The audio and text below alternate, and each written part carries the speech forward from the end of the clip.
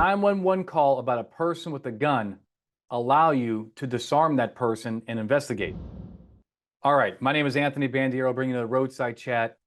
So, all right, let's go through this. This question is out of Pennsylvania. Basically, if a Second Amendment protester, auditor, right, are open carrying firearms lawfully on the street during a protest, and someone calls the police and says, "Hey, I'm scared. This person has a gun. I think that they're dangerous," right? And then the police contact that suspect who's open carrying, and that person refuses to identify themselves, or even disarm themselves. They don't want to protect. They don't consent to search or seizures and so forth. Can we arrest them? Basically, are they doing anything wrong? Based on these facts, the answer is going to be very, very easy. If cops choose to detain that person against their will based on these facts, and that officer gets sued, I think they're going to be in a little bit of trouble, right? All right, so what's going on here? So first of all, it is, just like the officer said here, it's not illegal to open carry in Pennsylvania, right? Also, Pennsylvania presumes that people exercising their Second Amendment rights are doing so lawfully. We don't take the counter argument and say, oh, gun equals criminal. We don't do that in Pennsylvania, right? There's only very few states that have that mentality. New York, California, and so forth. Go figure.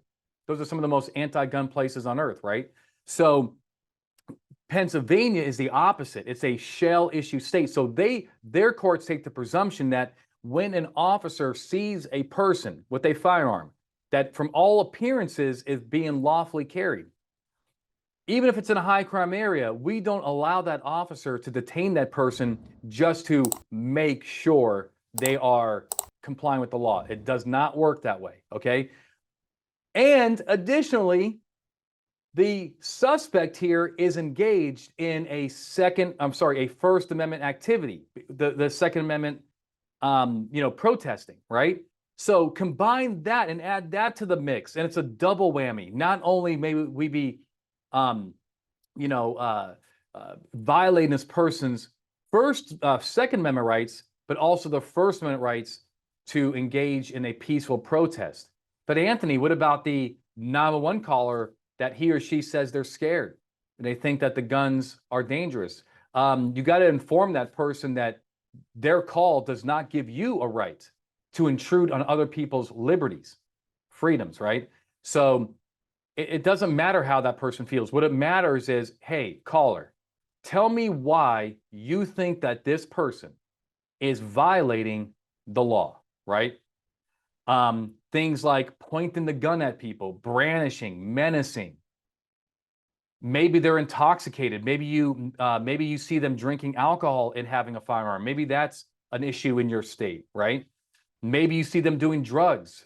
Maybe you see them about to get involved in some kind of gang turf. Give me something more than just scary gun, right? Especially with the AR-15s and, people scared about those because they look so scary and so forth. So this officer, if an officer in this situation chooses to engage that suspect, they should do it as a consensual encounter and then go from there, right? But if that person is like, hey, look, no disrespect, but I want to be left alone. This is the point of this protest, is that that we don't want our rights violated. Then I think the cop should disengage and go back to observing people and looking for criminal conduct.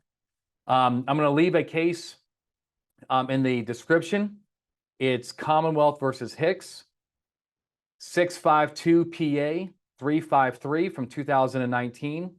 And basically a quote from the case is, when many people are licensed to do something, which is talking about the concealed weapons permit in Pennsylvania, and violate no law by doing that thing, common sense dictates that the police officer cannot assume any given person doing it is breaking the law. In other words, that they could be a felon, that the gun is stolen or something, silly like that. You need proof first. If you've been watching my channel for a long time, or you attended my webinars, I have free weekly webinars. don't forget to join me though for those. They're usually on Wednesday nights. You know that I'm a very big Second Amendment advocate, and and questions like this really give me an opportunity to share with you what the law is, and hopefully my viewers also respect and appreciate, the right for people to engage in First Amendment activities, Second Amendment activities, also respecting the Fourth Amendment, Fifth Amendment, and so forth. All right. So hopefully this video has helped you get it right every single time. Keep the questions coming. Thank you guys so much. See you next time.